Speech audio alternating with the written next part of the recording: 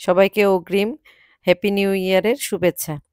তো আজকে বছরের শেষ দিন, সেই উপলক্ষে আমার ঘরে সকাল থেকেই চলছে একটু স্পেশাল খাওয়া-দাওয়া। তো স্পেশাল বলতে ছেলে-মেয়ের পছন্দ মতো আরকি। তো ছেলে-মেয়ে বলল যে সকালবেলা নুডলস খাবে, এজন্য ওদের জন্য নুডলস করলাম। তো ওদের জন্য যেহেতু করেছি সেজন্য আমার জন্য করে নিলাম। আর আমার হাসব্যান্ড সকালবেলা অফিসে চলে গেছে। তো খাওয়া-দাওয়া করে এই ছিল আমাদের সকালের খাবার। সাথে চা ছিল। চাটা আসলে দেখানো হয়নি। তো সবাই কেমন আছেন? সবার নতুন বছরটা অনেক ভালো আ আসুক এই প্রার্থনা করি। আর পুরানো বছরটাকে ভুলে আমরা নতুন বছরকে বরণ করব এভাবেই।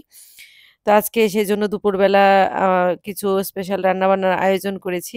তো আয়োজন দেখে নিশ্চয়ই সবাই বুঝতে পেরেছেন আমি কি রান্না করব। আজকে রান্না করব ফ্রাইড রাইস আর এমনি একটু চিকেন রান্না করব।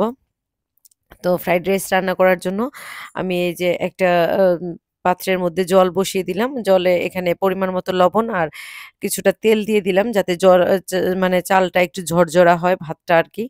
আর এখানে দিয়ে দিলাম কিছুটা লেবুর রস অথবা লেবুর রস না থাকলে ভিনেগারও দিতে পারেন, লেবুটা না থাকলে হাতের কাছে ভিনেগারও দিতে পারেন। ভিনেগারটা বা লেবুটা দেওয়ার কারণ হলো চালটা আ মানে একদম ধবধবে সাদা হবে আর ভাতটা ঝরঝরা হবে আরকি।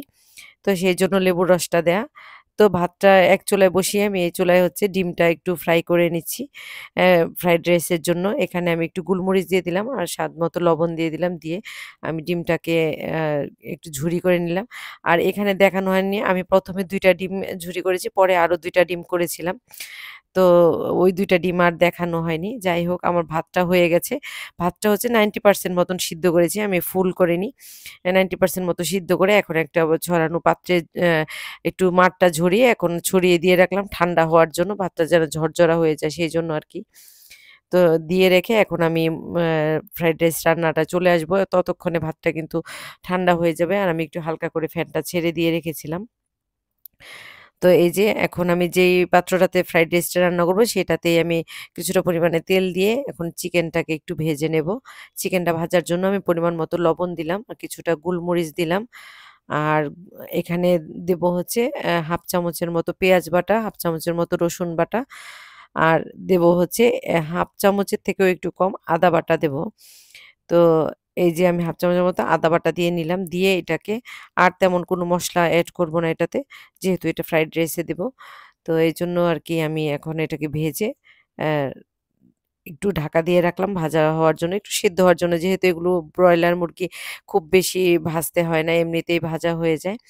তো এই যে আমার কিন্তু চিকেনটা ভাজা হয়ে গেছে। চিকেন থেকে যে জল উঠেছিল সেটাই দিয়েই মোটামুটি ভালো সিদ্ধ হয়ে গেছে। তো এখন আমি চিকেনগুলোকে তুলে রাখলাম একটা জায়গায়। ওই ফ্রাই প্যানটাতেই আমি একটু বেশি পরিমাণে তেল আর ১ চামচ ঘি দিয়ে দিলাম এখানে। আপনার হাতের কাছে ঘি না থাকলে বাটারও ইউজ করতে পারেন। আর অথবা যদি বাটারটাও না থাকে, ঘিও না থাকে তাহলে সাদা তেল দিয়েও করা যেতে পারে। তো আমি ঘি ছিল এজন্য ঘি দিয়ে নিলাম। তো দিয়ে এখানে আমি যা সবজি ছিল তাই নিলাম। আমার হাতের কাছে এখানে আসলে গাজরটা দিলে দেখতে অনেক বেশি ভালো লাগে। কিন্তু আমার ঘরে আজকে গাজর ছিল না। আর প্ল্যানটা আসলে হুট করেই সকালবেলা প্ল্যান হলো। আমার হাসব্যান্ডটা অফিস থেকে ফোন করে বলল যে, "কিছু একটা ভালো-মন্দ রান্না করো। আজকে বছরটা শেষ হয়ে যাচ্ছে।" তো সেইজন্য আরকি একটু ঘরোয়া উপায়ে এই রান্নাটা করলাম। তো এখন ফুলকপিটা যেহেতু একটু শক্ত এজন্য আগে একটু হালকা করে ভাজা দিয়ে নিলাম। নিয়ে এখন আমি ক্যাপসিকাম আর পেঁয়াজ কলিটা দিলাম। আমি কিন্তু এখানে অর্ধেক মতো পেঁয়াজ কলি দিয়েছি আর কিছুটা পরে ব্যবহার করব। তো এখানে দিয়ে দিলাম ১ চামচ রসুন কুচি আর ১ চামচ হচ্ছে আদা কুচি। আদাটা কুচি ঠিক না, আমি গ্রেটার দিয়ে ভালো করে গ্রেট করে নিয়েছি। আর এখানে দিয়ে দিয়েছি আমি ৪ টা কাঁচামরিচ কুচি করা। দিয়ে এখন আমি সবকিছু ভালো করে একটু ভেজে নেব। দিয়ে দিলাম ডিম, তারপরে চিকেন ভাজাটা সবকিছুই দিয়ে নিলাম একসাথে। দিয়ে হালকা একটু এপিট-ওপিট করে ভেজে নেব।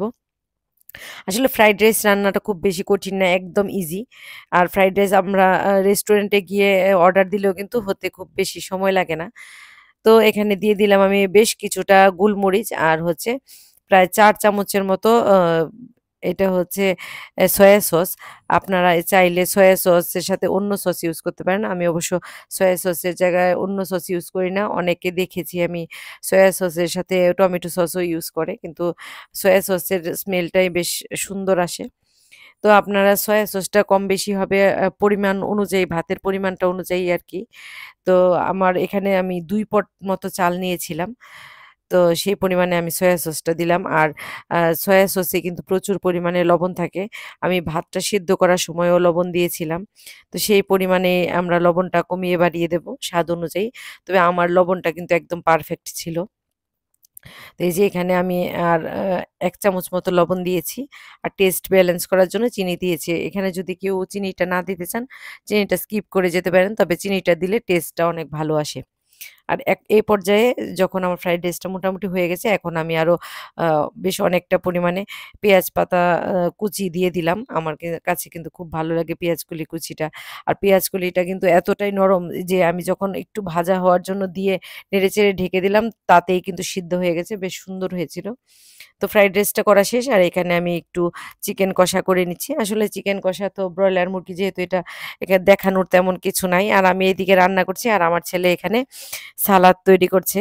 সে আবার সালাদ তৈরি করতে পারে। আর সে সালাদ তৈরি করতে বললে খুব ইদানিং খুশি হয়। তাকে কোনো দায়িত্ব দিলে, যেহেতু আমার মেয়েও টুকটাক কাজ আ শিখে। তো এই তো ছিল আজকে আমাদের দুপুরের খাবার। চিকেন কষা, ফ্রাইড রাইস আর সালাদ ছিল। আর আমার হাসব্যান্ড কুক নিয়ে এসেছিল। ওইটা আসলে দেখানো হয়নি। আমরা খাওয়া শেষ করে লাস্ট পর্যায়ে খেয়েছিলাম। আর আমার মেয়ে এখানে প্লেট এনে মগে জল ভরে ওর বাবার জন্য সব রেডি করে রেখেছে। তো সবার আজকের দিনটা কেমন কাটলো অবশ্যই কমেন্ট করে জানাবেন। আমি এই পর্যন্ত আ ভালোই কেটেছে। তো সবাই আশীর্বাদ বা দোয়া করবেন নতুন বছরটা যেন ভালো আসে। আপনাদের সবার জীবন আনন্দে ভরে উঠুক এবং বছরটা অনেক ভালো আসুক। সবাই ভালো থাকবেন, সুস্থ থাকবেন। আজকে ভিডিওটা এ পর্যন্ত। টাটা।